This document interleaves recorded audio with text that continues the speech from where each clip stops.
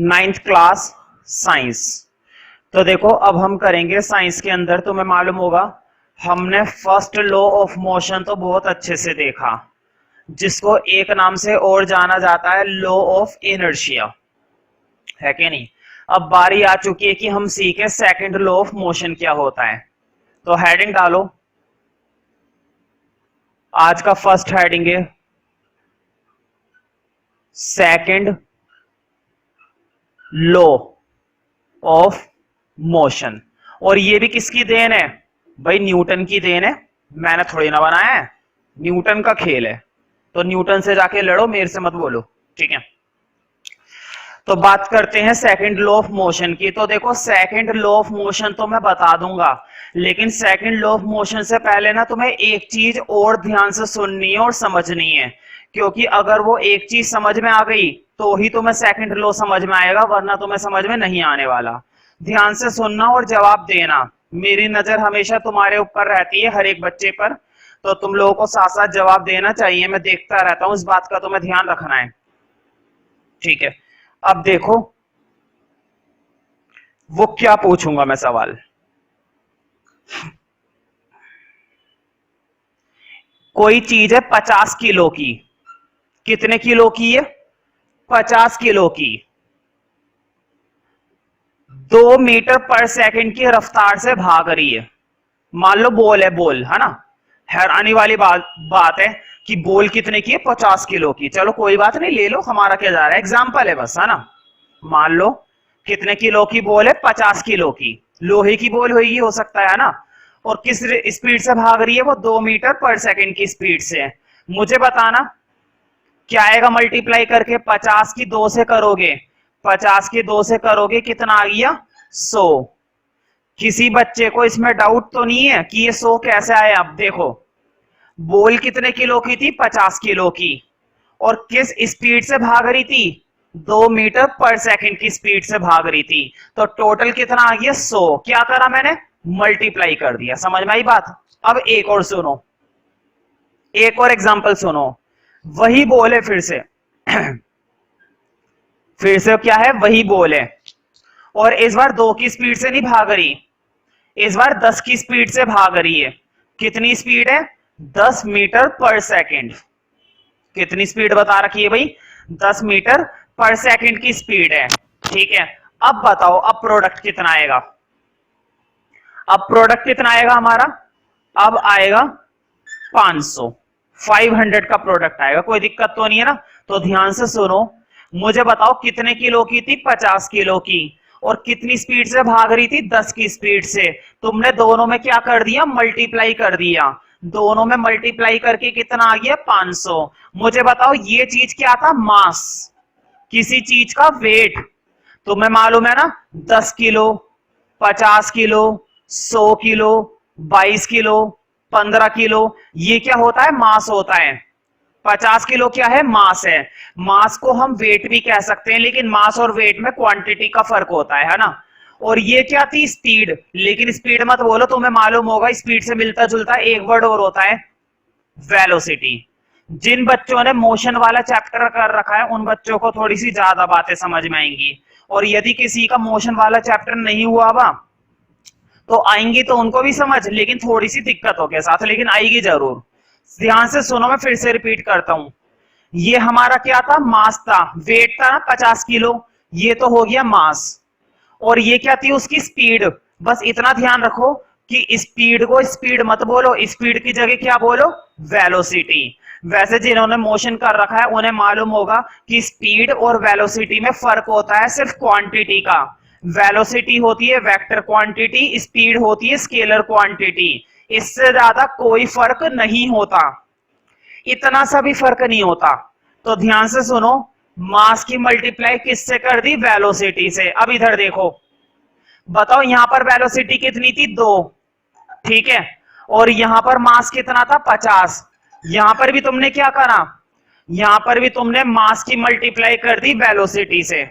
यहां पर भी मास की वेलोसिटी से मल्टीप्लाई करी, यहां पर भी मास की वेलोसिटी से मल्टीप्लाई करी। बताओ यहां पर आया 100, यहां पर आया 500।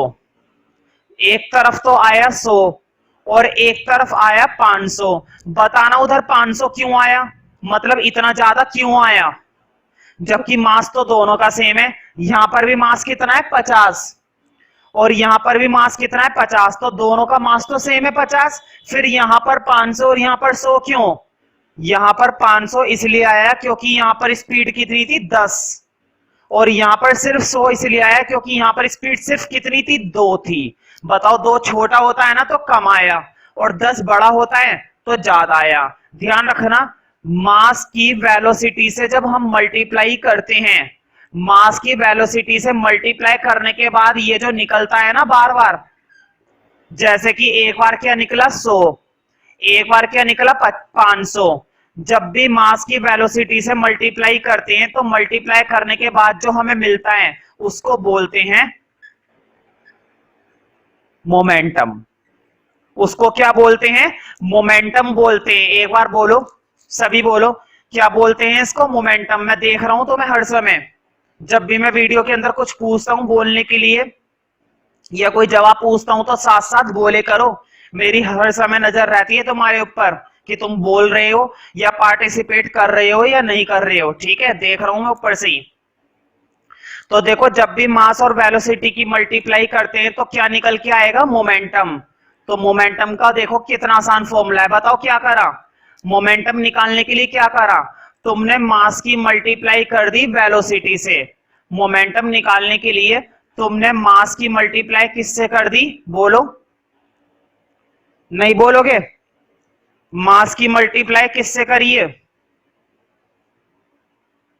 मास की मल्टीप्लाई करिए तुमने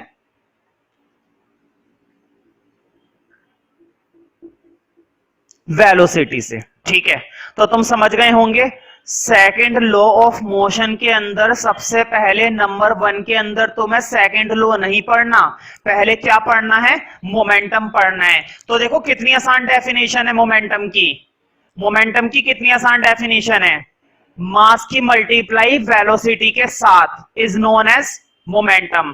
तो देखो मास और वेलोसिटी का क्या करना होता है, प्रोडक्ट करना होता है। प्रोडक्ट का मतलब दोनों का क्या करना होता है, आपस में मल्टीप्लाई। अगर हम दोनों का मल्टीप्लाई कर देते हैं तो हमें क्या निकल के मिलता है, मोमेंटम। हमें किस चीज की वैल्यू मिल जाती है भाई, मोमेंटम की। ठीक है, तो तुम समझ गए होंगे नंबर 1 में मैं क्या लिखवाने वाला हूं। तो लिखो नंबर 1। तुम कहोगे कि मैं तो सेकंड लॉ पढ़ाने वाला था, ये मोमेंटम क्यों पढ़ा दिया। जब मैं सेकंड लॉ पढ़ाऊंगा ना तो सेकंड लॉ को पढ़ाने से पहले तुम्हें मोमेंटम के बारे में पता होना चाहिए। क्यों, क्योंकि सेकंड लॉ के अंदर मोमेंटम की जरूरत पड़ती है। बिना मोमेंटम के तुम सेकंड लॉ को समझ ही नहीं सकते हैं। ठीक है, तो तुम्हें मोमेंटम के बारे में नॉलेज होनी चाहिए, जो कि मैंने बता दी। अब लिखो पहले नंबर 1 मोमेंटम, मोमेंटम की डेफिनेशन लिखो नंबर 1 के अंदर मोमेंटम की डेफिनेशन।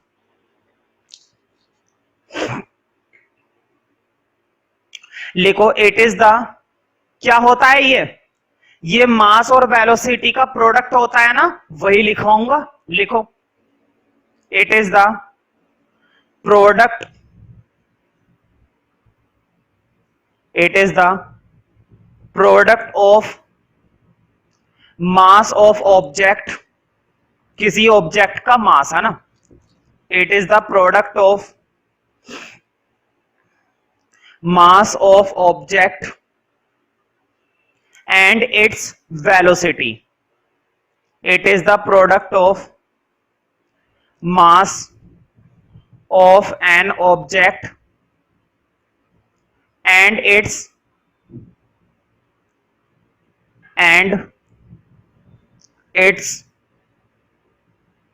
velocity. ठीक है, and its velocity। लिखो द एसआई यूनिट, इसी के अंदर इसकी एसआई यूनिट भी लिख लो। The SI unit of momentum is, the SI unit of momentum is, SI unit of momentum is kilogram metre. Board पे देखो, किलोग्राम मीटर पर सेकंड लिख लो, kilogram metre per second. The SI unit of momentum is kilogram metre per second, है ना। अब एक line छोड़कर formula लिखो, momentum equal to mass into velocity. जैसे मैंने बोर्ड पे नोट कर रखा है, बिल्कुल इसी तरह से तुम्हारे रजिस्टर में नोट होना चाहिए, एक बढ़िया राइटिंग के अंदर। अगर किसी भी बच्चे की मुझे राइटिंग पसंद नहीं आई तो मैं पेज देखते के साथ ही फाड़ दूंगा, और इससे पहले का जो काम कर रखा है इस चैप्टर का वो भी मैं फाड़ दूंगा, मुझे कोई नहीं रोक सकता, ठीक है। इसलिए तुम लोगों की राइटिंग बिल्कुल नीट एंड क्लीन होनी चाहिए, अपनी तरफ से पूरी कोशिश करना कि साफ राइटिंग में लिखो। और दूसरी चीज, जैसे मैं लिखवाता हूं बिल्कुल वैसे ही लिखो जिस तरह से मैं बोल रहा हूं, ठीक है। तो लिखो momentum equal to mass into velocity. देखो अब जरा बोर्ड पे, मोमेंटम को दिखाया जाता है पी से। किससे दिखाया जाता है मोमेंटम को? पी से। अब तुम कहोगे पी से ही क्यों? तो भाई मेरी गलती थोड़ी ना है, अब बुक के अंदर तुम्हारा दिखाया है पी से गया तो मैंने बता दिया, मैंने थोड़ी ना बनाया मोमेंटम जो मैं बताऊंगा, ठीक है। दिखाते ही पी से, इसलिए ध्यान रखो, है ना। और मास को दिखाया जाता है एम से, और वेलोसिटी तुम्हें मालूम है, वेलोसिटी को दिखाया जाता है वी से। ये बन गया इसका शॉर्ट फॉर्मूला। शॉर्ट फॉर्मूला भी नोट करना, जिस तरह से मैं बोर्ड पे करवाता हूं बिल्कुल उसी तरह से अपने रजिस्टर में करे करो, किसी भी बच्चे को कोई प्रॉब्लम नहीं होएगी अगर ध्यान से करोगे तो, और अगर नहीं करोगे तो बहुत प्रॉब्लम मैं कर दूंगा तुम लोगों के लिए, ठीक है। हाँ, कई बार पेपर में पूछा गया है कि मोमेंटम कौन सी क्वांटिटी होती है, स्केलर क्वांटिटी होती है या वेक्टर क्वांटिटी होती है। देखो जवाब देने से पहले मुझे एक जवाब देना, मुझे बताओ मोमेंटम के अंदर वेलोसिटी का इस्तेमाल कर रखा है तुमने, मोमेंटम के अंदर किस चीज का इस्तेमाल कर रखा है? वेलोसिटी का। और अब मुझे बताओ वेलोसिटी वेक्टर क्वांटिटी होती है ना, मैंने तुम्हें मोशन में बताया था, मैंने तुम्हें मोशन में बताया था कि वेलोसिटी कौन सी क्वांटिटी होती है? Vector quantity. अब बताओ अगर वेलोसिटी वेक्टर क्वांटिटी है तो ये पूरा का पूरा मोमेंटम भी कौन सी क्वांटिटी हो जाएगा? Vector quantity. ध्यान से सुनो, कहीं पर भी अगर कोई सी भी क्वांटिटी वेक्टर बन जाती है तो वो कंप्लीट टॉपिक किसका हो जाता है? वेक्टर क्वांटिटी का। ये बात नोट में लिखो, लिखो नोट के अंदर first point, momentum is a vector quantity, क्योंकि एक नंबर में कई बार आ चुका है ये पूछा जाता है कि बताइए मोमेंटम स्केलर क्वांटिटी है या वेक्टर क्वांटिटी है। तो लिखो momentum is a vector quantity. Momentum हमारी कौन सी क्वांटिटी मानी जाएगी? Vector quantity. अब आएगी बारी मोमेंटम की, वो आगे के टॉपिक की। तो मोमेंटम हमारी कौन सी क्वांटिटी है? वेक्टर क्वांटिटी, ठीक है।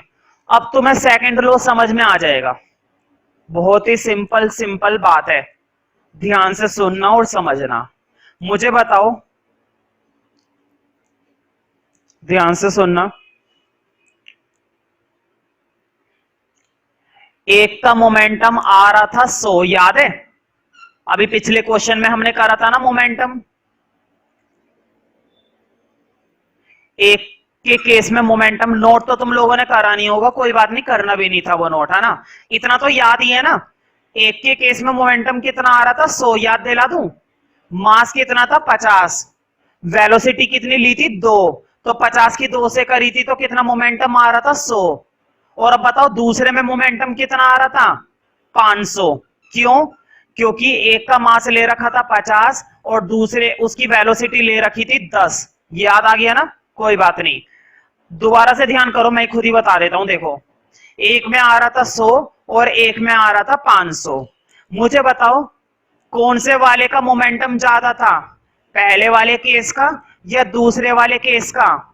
मोमेंटम ज्यादा था दूसरे वाले केस का। अब क्वेश्चन ये है कि दूसरे वाले केस का मोमेंटम ज्यादा क्यों था? आंसर ये है, उसका मोमेंटम इसलिए ज्यादा था क्योंकि उसकी वेलोसिटी ज्यादा थी। पहले वेलोसिटी कितनी थी? 2, बाद में वेलोसिटी कितनी हो गई 10। जितनी ज्यादा वेलोसिटी होगी उतना ज्यादा क्या होगा मोमेंटम होगा। ध्यान से सुनो मेरी बात को, मैंने क्या बोला तुम्हें पता नहीं है, मैंने तुम्हें सेकंड लॉ बता दिया। मैंने तुम्हें क्या बता दिया सेकंड लॉ, यही कहता है सेकंड लॉ। ध्यान से सुनना बात को, मैं वो टीचर हूं तुम्हें लॉ लिखवाने से पहले याद करवा दूंगा। मैं तुम्हें सेकंड लॉ ऑफ मोशन लिखवाने से पहले याद करा दूंगा और गारंटी है याद करा दूंगा, तुम लोग बोलना शुरू कर दोगे।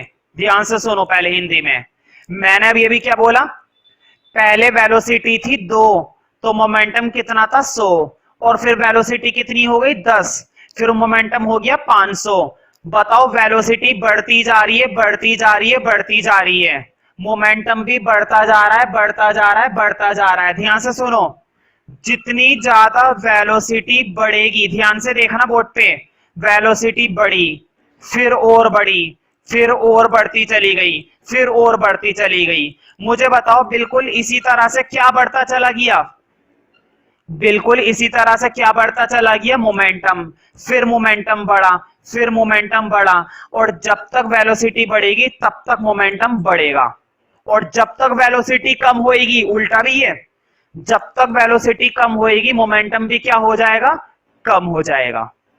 अब मुझे बताओ वेलोसिटी मतलब, वेलोसिटी का क्या होता है मतलब, वेलोसिटी का यही तो मतलब होता है force.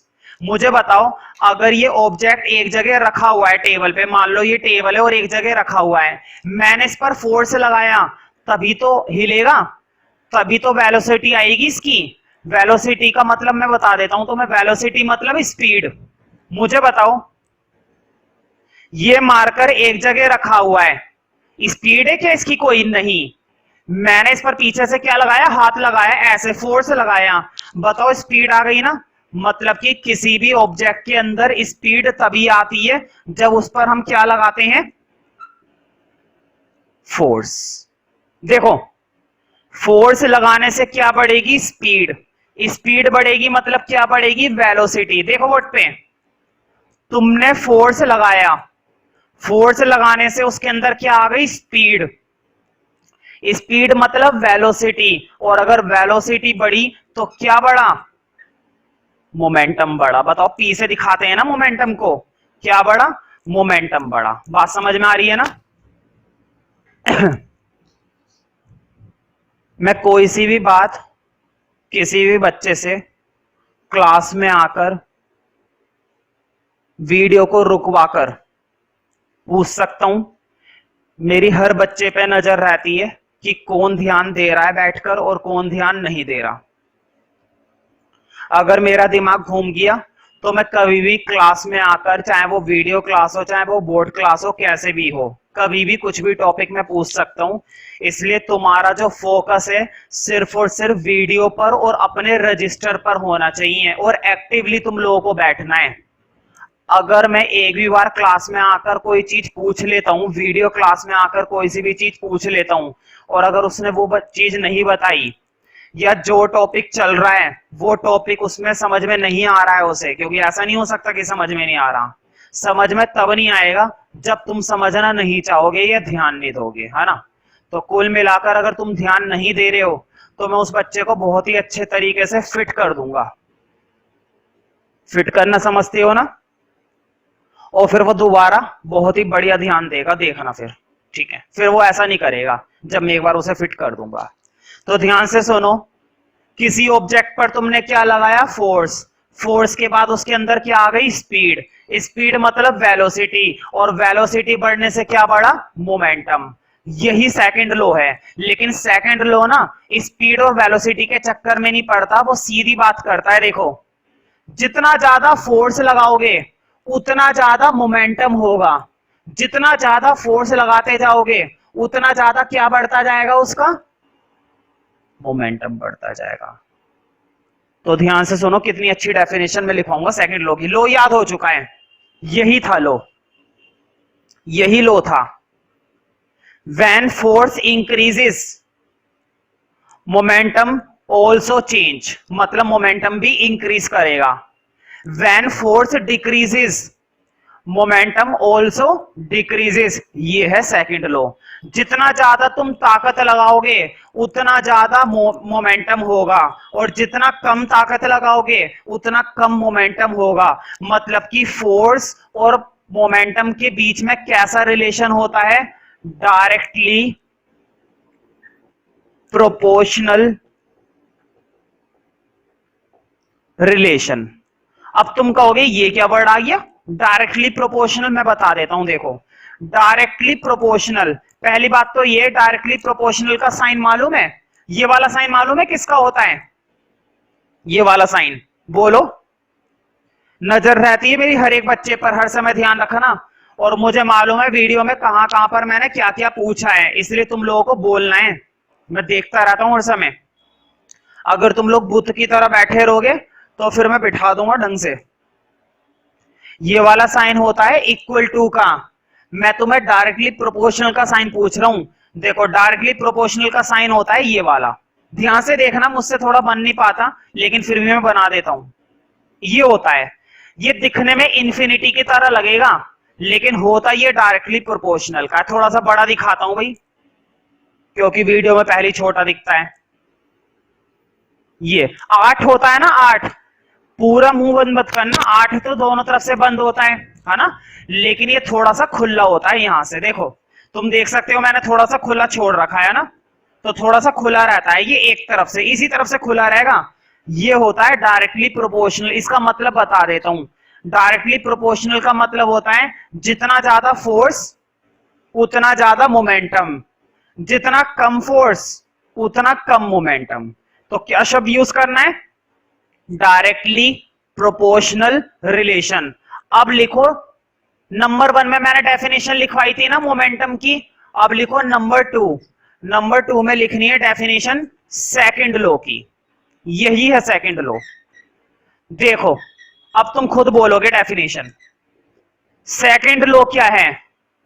Force is directly proportional to the change in momentum. क्या वर्ड यूज करना है? चेंज, मतलब इंक्रीज और डिक्रीज, है ना। लिखो सेकंड लॉ में, लिखो the second law of motion states that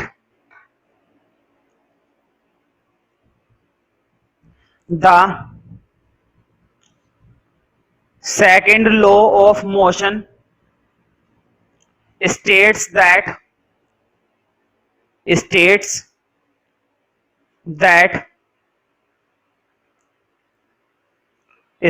that change in momentum is directly proportional, states से लिख लोगे ना, states that change in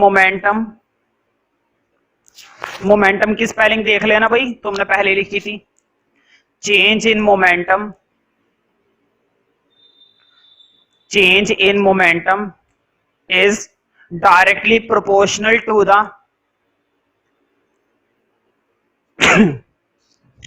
change in momentum is directly proportional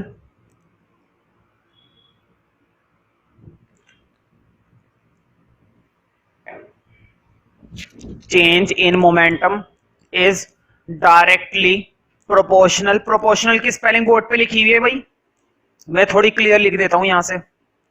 directly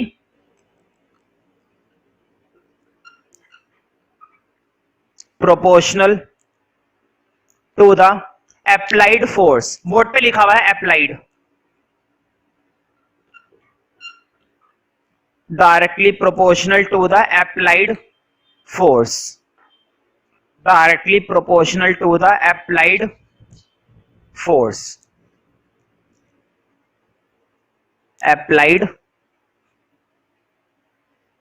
force, directly proportional to the applied force। देखो force momentum के साथ क्या होता है? Force is directly proportional to the momentum, या फिर क्या बोल सकते हो, momentum is directly proportional to the force. तो मैंने क्या लिखवाया है, देखो क्या लिखा हुआ है, change of momentum is directly proportional to the force. तुम फोर्स को उसके साथ बोलो चाहे उसको इसके साथ बोलो, एक ही बात है। तो डेफिनेशन बहुत सिंपल थी। अब मैं तुम्हें शर्त लगाकर कहता हूं, आधे से ज्यादा बच्चों को ये वाला लो समझ में नहीं आता, उन्हें सेकंड लो सबसे ज्यादा मुश्किल लगता है। अब देखो कितना आसान है सेकंड लो। जितना ज्यादा तुम फोर्स लगाओगे उतना ज्यादा मोमेंटम होगा, और जितना कम फोर्स लगाओगे उतना कम मोमेंटम होएगा। मोमेंटम बढ़ेगा तो फोर्स बढ़ेगा, और फोर्स बढ़ेगा तो मोमेंटम बढ़ेगा। दोनों के बीच में कैसा रिलेशन है? डायरेक्ट रिलेशन है। डायरेक्ट मतलब जैसा ये करेगा वैसा ही वो करेगा, बस ये है लो।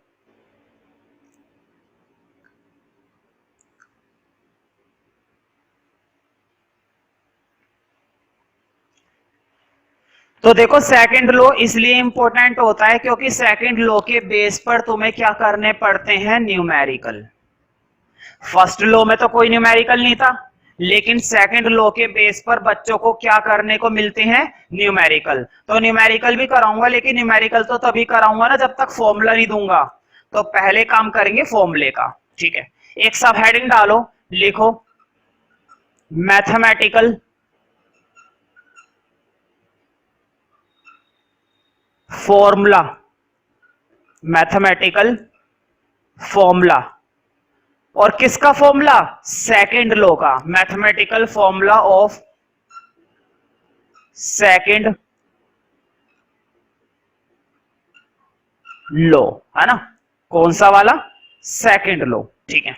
तो देखो मैथमेटिकल फॉर्मूला एक्सप्लेन करेंगे, छोटा सा डेरिवेशन है, ज्यादा हैवी डेरिवेशन नहीं है, बहुत ही सिंपल सा और छोटा सा डेरिवेशन है। पहले तो हेडिंग डाल दो mathematical formula of second law. Second law का क्या एक्सप्लेन करना है? Mathematical formula. तो देखो मैथमेटिकल फॉर्मूला एक्सप्लेन कराने से पहले, वैसे इतना जरूरी भी नहीं है मैथमेटिकल फॉर्मूला एक्सप्लेन करना, मतलब कहने का ये फॉर्मूला तो जरूरी है, न्यूमेरिकल भी जरूरी है, डेरिवेशन जरूरी नहीं है। 9th क्लास में डेरिवेशन बहुत ही कम है, ठीक है, आते नहीं, बड़ी क्लासेस का सौदा होता है। तो मैं तुम्हें मैथमेटिकल फॉर्मूला बता देता हूं क्या होता है। तुम्हें याद होगा, बोर्ड पे देखो,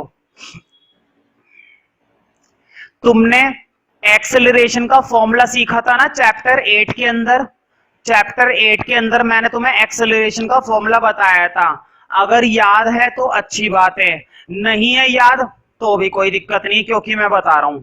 एक्सेलरेशन का फॉर्मूला बताया था मैंने, v माइनस यू अपॉन में t। तुम सोच रहे होंगे ये फॉर्मूला मैं अब क्यों बता रहा हूं, ध्यान से सुनो, पहले सुन तो लो। एक्सेलरेशन का फॉर्मूला क्या था? v माइनस यू अपॉन में t।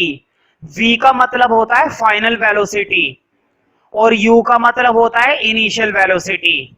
ध्यान से सुनो, v का मतलब क्या होता है? फाइनल, और u का मतलब क्या होता है? इनिशियल, और t का मतलब क्या होता है? टाइम। अब लिखो सेकंड लॉ का formula, force equal to mass v minus u upon में t। ये होता है फॉर्मूला, नोट कर लो। देखो बोर्ड पे, m का मतलब तुम्हें मालूम है मास, f का मतलब है फोर्स। अब मुझे बताओ, देखो इधर, इधर देख लो बोर्ड पे ढंग से, v माइनस यू अपॉन में t, v minus u upon में t, ये क्या होता है? एक्सेलरेशन होता है ना। तो क्या मैं इसकी जगह a लिख सकता हूं? बिल्कुल, इसकी जगह a लिख दो। तो फोर्स का फॉर्मूला बन गया मास इनटू एक्सेलरेशन। फोर्स का क्या फॉर्मूला बन गया? Mass into acceleration.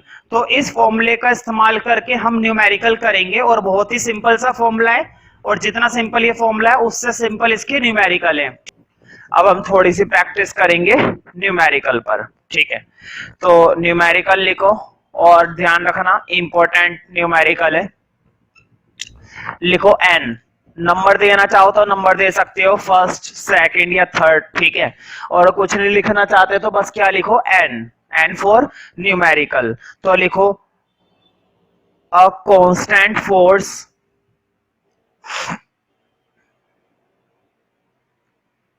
a constant force, constant force acts, board पे लिखा हुआ है acts, acts on an object A constant force acts on an object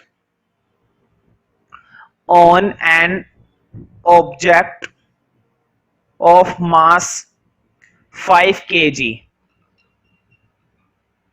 Mass 5 kg.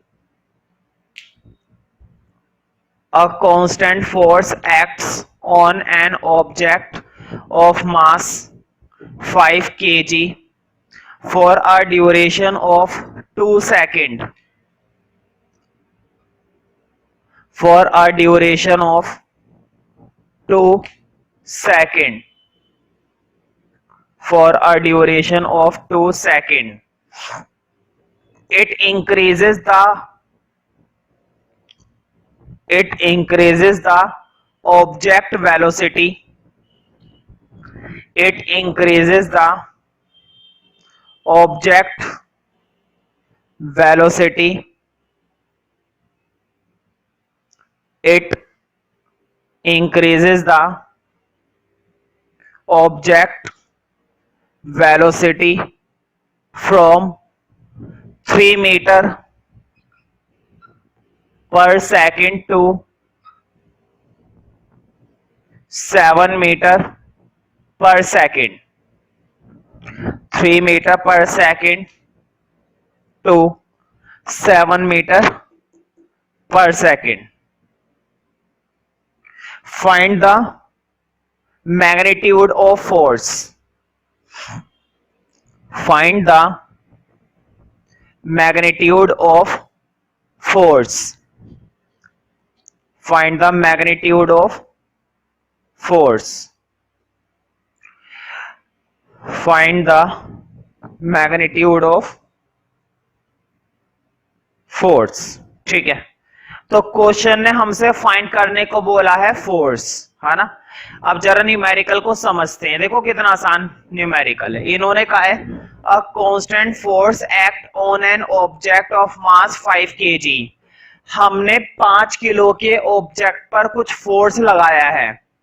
5 kilo के ऑब्जेक्ट पर हमने क्या लगाया है, एक फोर्स लगाया है। देखो लिखा हुआ है a constant force act on an object. एक ऑब्जेक्ट पर एक कांस्टेंट फोर्स लगाया गया है और वो ऑब्जेक्ट कितने किलो का है, 5 किलो का। For a duration of 2 second. और कितने समय तक लगाया, 2 सेकेंड तक। मतलब 2 सेकेंड तक हमने उस पर क्या डाले रखा, दबाव। हमने उस पर दबाव डाले रखा पूरे 2 सेकेंड तक, जब तक कि उसकी जो वेलोसिटी थी, जब तक उसकी वेलोसिटी 3 मीटर पर सेकेंड से 7 मीटर पर सेकेंड ना हो गई, है ना। जब तक उसकी वेलोसिटी बढ़कर 3 से कितनी हो गई, 7। मैंने बताया था जितनी वेलोसिटी स्टार्टिंग में होती है उसको हम रिप्रेजेंट करते हैं यू से। मतलब वो क्या है, हमारी इनिशियल वेलोसिटी। वो क्या मानी जाती है, हमारी इनिशियल वेलोसिटी। और जो एंड में बचती है, जो वेलोसिटी एंड में बचती है उसको हम क्या कहते हैं, फाइनल वेलोसिटी, जिसको हम किससे रिप्रेजेंट करते हैं, v से। इनिशियल वेलोसिटी 3 थी क्योंकि जब तुमने फोर्स लगाया तो स्टार्टिंग में वेलोसिटी कितनी थी, 3। लेकिन जैसे तुमने फोर्स लगा दिया उसके बाद उसकी वेलोसिटी बढ़कर कितनी हो गई, 7 हो गई। तो ये हमारी फाइनल है और ये हमारी इनिशियल है। और कितना टाइम लगा ऐसा करने में, हमें 2 सेकंड का समय लगा। ज्यादा से ज्यादा बस कितने सेकंड का समय लगा हमें ये सारा काम करने में, सिर्फ 2 सेकंड का समय। ठीक है, तो देखते हैं कि कितना फोर्स हमें लगाना पड़ेगा। क्वेश्चन ने हमसे पूछा है find the magnitude of force, मतलब फोर्स बताइए। तो मुझे बताओ, देखो बोर्ड पे सॉल्यूशन कर रहे हैं। क्वेश्चन ने हमसे फोर्स पूछा है और फोर्स का फॉर्मूला तुम्हें मालूम है क्या होता है, मास इनटू एक्सेलरेशन। क्या क्वेश्चन में हमें एक्सेलरेशन डायरेक्ट दिया गया है? क्या पूरे क्वेश्चन के अंदर एक्सेलरेशन की बात बताई गई है? नहीं बताई गई है ना। एक्सेलरेशन की फॉर्मूला तो हम नहीं लगा सकते। हाँ, लेकिन क्या नीचे वाला फॉर्मूला लगा सकते हैं। बोर्ड पे देखो मैंने अभी भी 2-2 लिख रखे हैं। देखो जब वो एक्सेलरेशन देता है तब तो हम लगाएंगे ऊपर वाला, और जब वो एक्सेलरेशन नहीं देगा तब हम लगाएंगे ये वाला। क्यों? क्योंकि क्वेश्चन के अंदर हमें क्या बताई गई है? फाइनल वेलोसिटी बताई गई है। क्वेश्चन के अंदर क्या बताई गई है? इनिशियल वेलोसिटी बताई गई है। क्वेश्चन के अंदर क्या बताया गया है? टाइम बताया गया है। तो सारी चीजें कौन से फॉर्मूले की बता रखी है? नीचे वाले की, ना कि ऊपर वाले की। ठीक है, तो फॉर्मूला हम लगाएंगे नीचे वाला। तो तुम लोगों की सुविधा के लिए मैं एक बार फिर से इधर लिख देता हूं, फाइनल माइनस इनिशियल अपॉन में टाइम। बताओ मास कितना था? मास 5 है ना? देखो बोर्ड पे, फाइनल माइनस इनिशियल, तो बताओ 7 में से 3 गए, है ना? बाद में लिख देंगे, पहले नोट कर लेते हैं। टाइम कितना लग रहा है? 2 सेकंड का। डाल दो फिर, देखो कितना आसान है ये। 7 में से 3 गए 4, और 4 अपॉन में 2। बताओ 2 से ये 4 गया ना 2 पर, और 5 टू जा कितने होते हैं? 10। बताओ फोर्स कितना निकल आया? 10 न्यूटन का। तुम्हें उस ऑब्जेक्ट पर कितना फोर्स अप्लाई करना पड़ेगा? 10 न्यूटन का फोर्स तुम्हें अप्लाई करना पड़ेगा, बिना इसके बात नहीं बढ़ेगी। अगर तुम्हें उस ऑब्जेक्ट की वेलोसिटी को 3 से 7 करना है तो तुम्हें कितना फोर्स अप्लाई करना पड़ेगा? 10 न्यूटन का। यही चीज क्वेश्चन ने हमसे पूछी थी। तो ध्यान रखना, तुम्हारा सॉल्यूशन यहां से नहीं है, तुम लोग को यहां से नोट करना है। तुम्हारा सॉल्यूशन यहां से, ये जो मैं स्टार्टिंग में उतारता हूं ना, ये तुम लोगों को भी इस तरह से उतारना है अपने सॉल्यूशन में। टीचर को सुविधा हो जाती है कि क्वेश्चन के अंदर क्या क्या दे रखा था, वो चीजें बच्चे ने पहले लिखी है और फिर सॉल्व करा है, बजाय इसके कि तुम डायरेक्टली सॉल्व करो। ठीक है, तो इन छोटी छोटी बातों का ध्यान रखे करो। अब क्वेश्चन ने एक चीज बदल दी है। इसी क्वेश्चन का ना एक पार्ट और है, इसी क्वेश्चन का एक पार्ट और है, या चलो पूरा ही रब कर देता हूं, दोबारा से बता दूंगा। देखो जहां तक क्वेश्चन लिखा था वहां तक तो था। इस क्वेश्चन के अंदर है ना थोड़ा सा क्वेश्चन और था। मैंने जानकर पहले क्या सॉल्व करवा दिया? फोर्स निकलवा दिया, ताकि तुम लोगों को दिक्कत ना हो। ठीक है, अब मैं इसी क्वेश्चन को उससे आगे कंटिन्यू करूंगा। तुम लोगों ने तो सॉल्यूशन उतार लिया होगा, ठीक है, तो कोई दिक्कत नहीं है, तुम ऐसे भी कर सकते हो। अभी अभी जो न्यूमेरिकल कराया ना उसको बना दो ए पार्ट, और अब बना दो बी पार्ट, है ना? इससे तुम्हें दिक्कत नहीं होगी। लेकिन इस बात का ध्यान रखना, अब जो मैं बी पार्ट करा रहा हूं ना, बी पार्ट भी उसी क्वेश्चन का हिस्सा है। कभी तुम सोचो कि बी पार्ट अलग है और वो वाला पार्ट अलग था, नहीं। आधी डिटेल हमें उस क्वेश्चन में दे रखी, बाकी की डिटेल अब दे रहा हूं मैं। वैसे तो तुम्हारे पास ये क्वेश्चन मुझे पूरा लिखवाना चाहिए था, लेकिन मैंने पूरा जानकर नहीं लिखवाया, क्योंकि तुम्हें अब फोर्स समझ में आ गया। फोर्स तो तुमने पहले ही निकाल लिया। अब क्वेश्चन का बाकी का पार्ट कर देते हैं। पूरा बता देता तो थोड़ी सी कंफ्यूजन हो सकती थी। ठीक है, कोई दिक्कत नहीं, अब कर लेंगे, बस नोट करने की तो देर है। लिखो बाकी का पार्ट। तो यहां से लिखना है, बी पॉइंट से लिखो। Now if the force was applied, now if the force was applied, now if the force was applied, if the force was applied for a duration of 5 seconds, for a duration of 5 second. मुझे बताओ starting में time कितना बताया था? 2 second का। हमने object पर force apply करा था, लेकिन कितनी देर के लिए? सिर्फ 2 सेकेंड के लिए, है ना? लेकिन अब कितने सेकेंड के लिए अप्लाई करना है? 5 सेकेंड के लिए। समझ रहे हो ना कैसे बदल गया part? Now if the force was applied for a duration of 5 second, what would be the final velocity? what would be the, board पे लिखा हुआ है would be, what would be the final velocity of the object? what would be the final velocity of the object, मतलब final velocity क्या होगी object की। मतलब question ने हमसे v पूछा है। तुम सोच रहे होंगे भैया v पूछा है, दिया तो कुछ नहीं है। नहीं, मैंने पहले बोला है ये क्वेश्चन जो मैंने बी पार्ट लिखवाया है ये उसी क्वेश्चन का पार्ट है। बाकी की डिटेल तो दे रखी थी क्वेश्चन ने। मुझे बताओ, पहले वाला टाइम तो मत लेना, क्योंकि अब टाइम क्वेश्चन ने क्या बोला है 5 सेकंड, तो पहले वाला टाइम तो भूल जाओ, पहले वाले टाइम का कोई खेल नहीं है। हाँ हाँ, मुझे बताओ अभी अभी ए पार्ट में फोर्स कितना निकाला था भाई, 10 न्यूटन का निकाला था। क्लियर।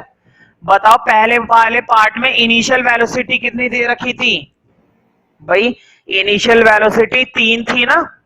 इस बात में तो कोई कंफ्यूजन नहीं है। चलो मैं तुम्हारे लिए लिख देता हूं, देखो पिछले वाले पार्ट में इनिशियल भी दी थी और फाइनल भी दी थी, मुझे मालूम है। तुम सोच रहे होंगे भैया जब क्वेश्चन में फाइनल दी है तो क्वेश्चन ने हमसे फाइनल क्यों पूछी है ना। देखो मैंने यही तो पूछी है, what would be the final velocity of the object, है ना, कि ऑब्जेक्ट की फाइनल वेलोसिटी क्या है बताइए। तो ध्यान रखना क्वेश्चन ने हमसे फाइनल इसलिए पूछी है क्योंकि अब टाइम बदल दिया गया है।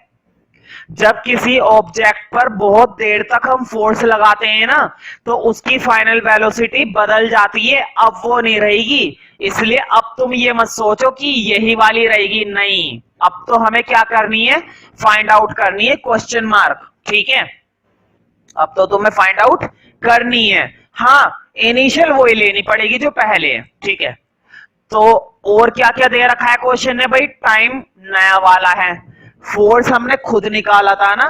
क्या क्वेश्चन ने हमें फोर्स दिया था, नहीं दिया था, फोर्स तो हमने खुद निकाला है। टाइम उसने दिया है, इनिशियल हमने पहले वाली ले ली, फाइनल हम निकालेंगे। अब स्टार्ट करते हैं, बोर्ड पे देखना बस। अब मुझे बताओ फोर्स का फिर से वही फॉर्मूला लगाऊंगा ना, फाइनल माइनस इनिशियल अपॉन में टाइम, भाई ये लगेगा और क्या लगता है। मुझे बताओ मास भी तो मैं वही लूंगा, कितना बताया था भाई मास, 5 किलो। 5 केजी क्या बताया था ऑब्जेक्ट का मास। अब डाल दो जो जो हमें वैल्यू मालूम है। मुझे बताओ फोर्स ये रहा ना 10 न्यूटन, डाल दो 10 न्यूटन। मास, मास हमारा 5 केजी है, डाल दो। फाइनल पूछा है ना, मत डालो क्योंकि पता ही नहीं है हमें। इनिशियल बताओ कितनी है, बोर्ड पे देखो, इनिशियल मतलब u, और u की वैल्यू कितनी है 3, डाल दो। टाइम बताओ कितना है, देखने का काम है, ये रहा 5 सेकेंड। दिमाग तो लगाना ही नहीं है भाई, ऊपर से देखते जाओ डालते जाओ, देखते जाओ डालते जाओ, और करना ही क्या है। बोर्ड पे देखो जरा, तुम कहोगे भैया ये तो मजाक ही हो गया, न्यूमेरिकल है, मजाक है, देखो कितना आसान है। मुझे बताओ यहां पर मल्टीप्लाई का साइन चलता है ना, जब भी कोई डिजिट ब्रैकेट के बाहर होती है तो मल्टीप्लाई में होती है, इस बात का ध्यान रखना। ये बात मैंने मैथ्स में भी कई बार बताई है, जब भी कोई डिजिट ब्रैकेट के बाहर होती है तो वो मल्टीप्लाई में होती है। मुझे बताओ ऊपर भी 5 और नीचे भी 5, क्या ये 5 से 5 कट नहीं सकता, बिल्कुल काटो। बताओ इक्वल टू में 10 चल रहा है और यहां पर क्या बचा बस v माइनस 3, क्यों, 5 से 5 कट गया। तुम सोच रहे होंगे मैंने n का गायब कर दिया, तो ध्यान रखना 10 न्यूटन वो तो यूनिट है, लगाओ या मत लगाओ। बताओ जो न्यूटन तुम साथ में डाल रहे थे n, यूनिट को थोड़ी ना लगाते हैं, यूनिट को एंड में लगाया करो जो निकल कर आती है। ठीक है, तो मैंने n को गायब कर दिया तो कौन सा बहुत बड़ा गुनाह कर दिया मैंने। ठीक है, मुझे बताओ माइनस का 3 इधर आके क्या हो जाएगा प्लस 13, वेलोसिटी आ गई। और तुम्हें वेलोसिटी की ऐसा यूनिट याद रखनी है, मीटर पर सेकंड। मुझे बताओ क्या वेलोसिटी बदली, बिल्कुल। पहले वाली फाइनल वेलोसिटी कितनी थी 7, और अब वाली फाइनल वेलोसिटी कितनी है 13, और इसका सही आंसर 13 ही आएगा। तो तुम्हें बात समझ में आ रही है ना कि किस तरह से उन्होंने टाइम बदला, तो हमने अपनी फाइनल वेलोसिटी निकाली। बोर्ड पे देखो, उन्होंने टाइम दिया था, हमने ले लिया, हमने अपना पुराना वाला फोर्स ले लिया, पुराना वाला मास ले लिया, पुरानी वाली वेलोसिटी ले ली, इनिशियल वाली। हाँ, फाइनल वेलोसिटी मैंने पुरानी क्यों ले ली? क्योंकि भाई इसके दो कारण हैं। पुरानी वाली फाइनल वेलोसिटी क्वेश्चन में दे रखी थी, मुझे मालूम है 7 मीटर पर सेकंड दे रखी थी, ये भी मालूम है, लेकिन ली क्यों नहीं? देखो, पहली बात तो ये है, ली इसलिए नहीं क्योंकि अगर वही ले लेंगे तो फिर हम क्या निकालेंगे? अगर फाइनल वेलोसिटी भी तुम क्वेश्चन से ही ले लोगे तो तुमने निकाला ही क्या है? फिर तो कुछ भी नहीं निकाला। दूसरी चीज, जब टाइम बदलता है ना तो वेलोसिटी पर भी असर पड़ता है इस चीज का, ठीक है। तो एक छोटा सा न्यूमेरिकल और देखते हैं, और बहुत ही आसान न्यूमेरिकल है, ये मत सोचना कि कितने हैवी हैवी न्यूमेरिकल है। देखो कितने आसान न्यूमेरिकल है, घर पर प्रैक्टिस करोगे तो बहुत ही आसानी से तुम्हें समझ में आने लगेंगे।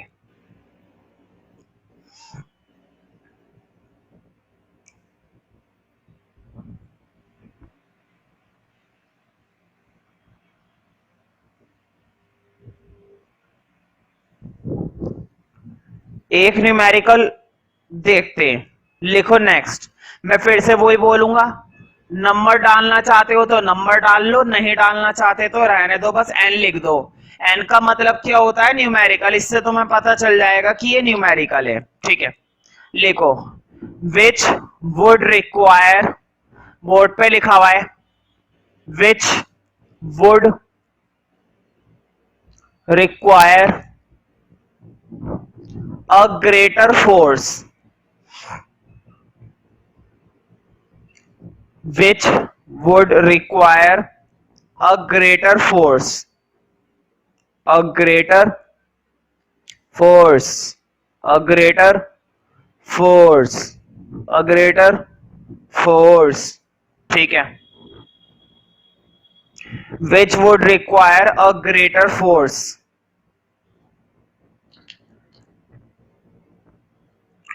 require a greater force, लिखो।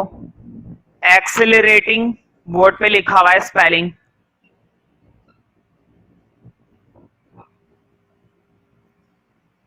एक्सेलरेटिंग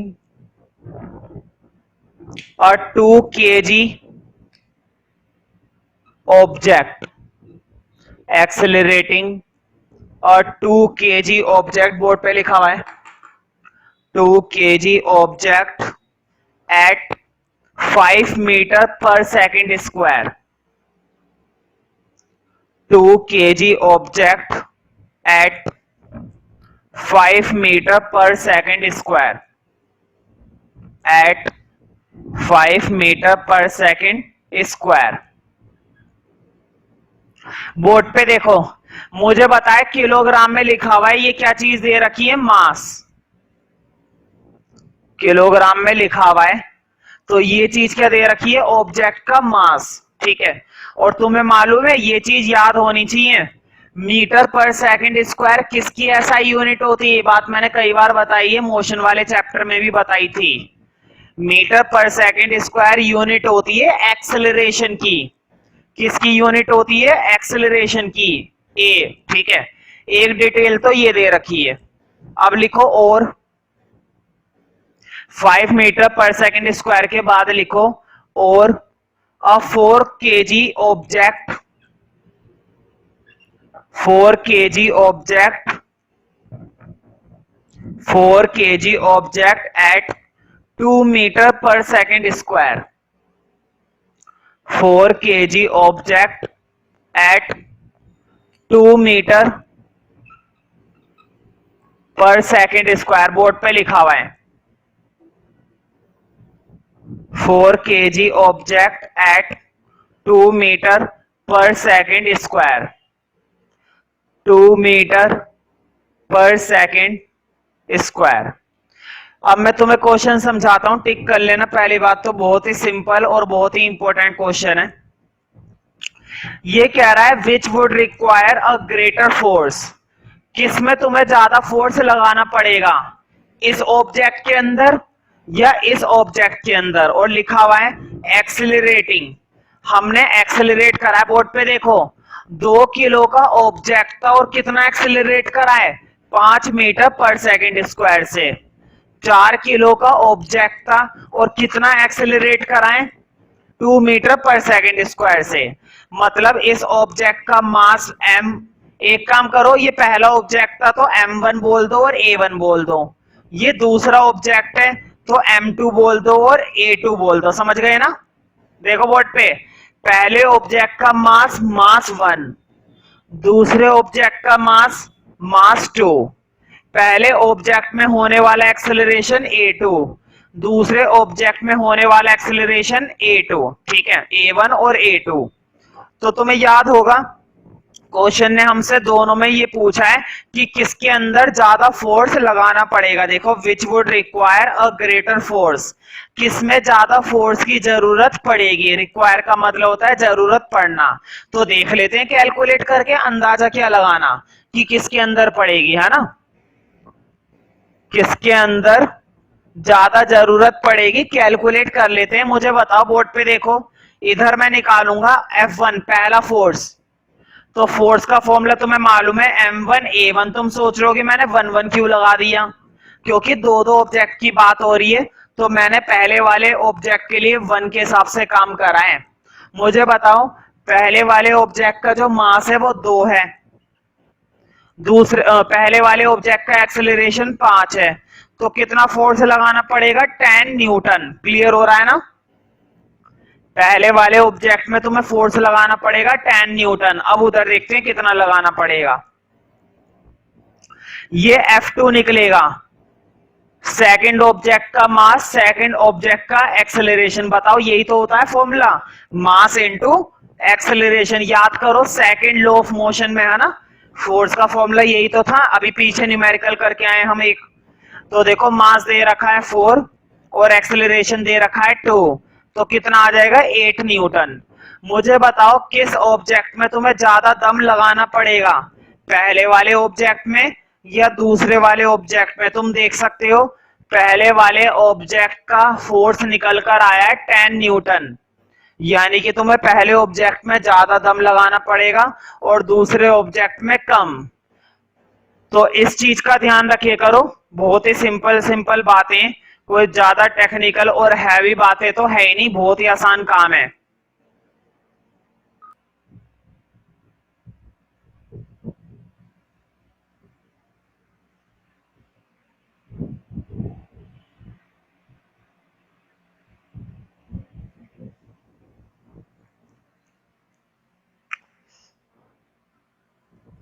तो अब हम देखेंगे थर्ड लॉ ऑफ मोशन, और ये बहुत ही इंटरेस्टिंग है। तीसरा लॉ जो है मोशन का, ये बाकी दो लॉ के मुकाबले बहुत ही मजेदार है। थर्ड लॉ ऑफ मोशन ये कहता है, बहुत ही सिंपल सी बात कहता है। पहली बात तो ये कहता है कि जब हम किसी एक ऑब्जेक्ट पर दबाव डालते हैं, ध्यान से सुनना मेरी बात को, जब हम किसी एक ऑब्जेक्ट पर दबाव डालते हैं तो वो ऑब्जेक्ट भी हमारे ऊपर दबाव डालता है। नहीं समझ में आई ना बात? कोई बात नहीं, देखो कैसे। इंद्र, वो देखा है तुमने तीर का माना ना, बो एंड स्टिक, धनुष होता है ना, तुमने देखा होगा जब हम धनुष को चलाते हैं, जो तीर उसमें लगा हुआ होता है, तो तीर को पहले अपनी तरफ खींचना पड़ता है ना। मुझे बताओ, उसके अंदर जो स्ट्रिंग बंधा हुआ होता है, जो तार बंधा हुआ होता है, उस तार पर हम स्टिक को रख के अपनी तरफ खींचते हैं, और जैसे ही हम खींचते हैं, बताओ अपनी तरफ क्या लगा रहे हैं, फोर्स लगा रहे हैं। ध्यान से सुनो मेरी बात को, स्टिक को जब अपनी तरफ खींच रहे हैं, स्टिक को जब अपनी तरफ खींच रहे हैं, तो खींचने पर क्या लगा रहे हैं, ताकत लगा रहे हैं, है ना। अपनी तरफ खींचना ये और नहीं तो क्या है, फोर्स ही तो है। मैंने बताया था ना, force is a pull, force is a push. किसी को धक्का देना है, किसी को अपनी तरफ खींचना, दैट इज कॉल्ड फोर्स। यही चीज क्या कहलाती है, यही चीज कहलाती है फोर्स। तो जब हमने तीर को अपनी तरफ खींचा, एक फोर्स तो हमने तब लगाया, ध्यान से सुनो मेरी बात को, जैसे ही मैंने तीर को अपनी तरफ खींचा तो एक फोर्स तो मैंने अपनी तरफ लगाया, जैसे ही मैंने वो छोड़ा, जैसे ही वो तीर मैं तुरंत छोड़ूंगा, वो तीर आगे जाके पुश हो जाएगा। इसका मतलब ये हुआ कि एक तो वो फोर्स था जो तुम अपनी तरफ खींच रहे थे, और एक वो फोर्स लगा जो अचानक से उस पर लग गया, जैसे तुमने छोड़ा। एक एग्जांपल और दूंगा, मुझे बताओ अपोजिट डायरेक्शन में फोर्स लगाना, बिल्कुल जो तुमने लगाया फोर्स वो लगाया तुमने अपनी तरफ, और जैसे स्ट्रिंग ने उस तीर के ऊपर फोर्स लगाया वो फोर्स लगा आगे की तरफ, तो दो फोर्स लगे but in case opposite direction. हमेशा ध्यान रखना थर्ड लॉ एक फोर्स की बात नहीं कर रहा, थर्ड लॉ बात कर रहा है दो दो फोर्स की, और वो भी कैसे, अपोजिट डायरेक्शन में, एक इधर तो एक इधर, एक ऊपर तो एक नीचे। एक एग्जांपल देता हूं ऊपर नीचे का, रॉकेट देखा होगा तुमने, है ना। मुझे बताओ रॉकेट जब रिलीज होता है, जब उसके नीचे से गैस निकलती है बहुत तेजी से, तो गैस का प्रेशर नीचे की तरफ जाता है और रॉकेट कहां की तरफ जाता है, ऊपर की तरफ। अगर वो गैस ना निकले, अगर वो नीचे से उसमें से धुआं ना निकले तो रॉकेट उड़ेगा नहीं। इसका मतलब ये हुआ कि जब रॉकेट को हमने यहां पर छोड़ा तो जो नीचे से फोर्स होता है ये नीचे की तरफ जा रहा है, देखो एरो नीचे की तरफ है, लेकिन रॉकेट की मूवमेंट कहां पर होती है, ऊपर की तरफ। तो यहां पर भी दो तरह के फोर्स लगे, एक तो नीचे की तरफ धुएं की मूवमेंट और एक ऊपर की तरफ रॉकेट की मूवमेंट। और भी मेरे पास एग्जांपल है, तुमने देखा होगा किसी नाव चलाने वाले बंदे को चप्पू होता है ना, चप्पू चलाते हैं। मुझे बताओ आगे की तरफ बढ़ना होता है तो चप्पू कहां की तरफ चलाया जाता है, पीछे की तरफ। इस बात पर गौर करा है कभी अगर देखा हो तो। क्या ऐसे चप्पू चलाएंगे, नहीं उल्टा हो जाएगा, आगे की तरफ चप्पू चलाओगे तो पीछे की तरफ नाव हो जाएगी, पीछे की तरफ चलाओगे तो आगे की तरफ हो जाएगी। इसका मतलब ये हुआ कि एक फोर्स तो तुम पीछे की तरफ लगा रहे हो, एक फोर्स तो तुम कैसा लगा रहे हो, पीछे की तरफ, लेकिन तुम्हारी जो नाव है वो कहां की तरफ जा रही है, आगे की तरफ। ऐसा ही होता है ना भाई, नाव हमारी आगे की तरफ जा रही है, ये भी क्या है, थर्ड लॉ ऑफ मोशन। तो देखो थर्ड लॉ ऑफ मोशन बहुत आसान है, जब हम किसी ऑब्जेक्ट पर फोर्स लगाते हैं तो वो ऑब्जेक्ट भी हमारे ऊपर फोर्स लगाता है और हमारी मूवमेंट होना शुरू हो जाती है, ठीक है। तो बहुत ही आसान चीज है अगर ध्यान से करोगे। इसी तरह से चलो मेरे पास एक एग्जांपल और है, स्विमिंग, है ना। स्विमिंग में तुमने देखा है ना, पानी में हम इस तरह से पीछे की तरफ फोर्स लगाते हैं, लेकिन हमारी मूवमेंट कहां की तरफ होती है, आगे की तरफ। हमने अपने हाथों से पानी के ऊपर फोर्स लगाया, पानी ने भी हमारे ऊपर फोर्स लगाया और हम आगे की तरफ चले गए। तो ये सब होना क्या कहलाता है, थर्ड लॉ ऑफ मोशन। मतलब ये हुआ कि जब हम किसी चीज के ऊपर फोर्स लगा रहे हैं तो वो चीज भी हमारे ऊपर फोर्स लगाती है और वो भी अपोजिट डायरेक्शन में, ठीक है। तो अब लिखो थर्ड लॉ ऑफ मोशन की एक छोटी सी definition. The third law of motion states that the third law of motion states that the third law of motion states that when one object force on another object, मतलब जब एक object किसी दूसरे object पर force लगाता है, when one object force on another object, when one object force on another object on another object, तो second object भी तुरंत उस पर क्या लगा देगा, फोर्स लगा देगा, ठीक है।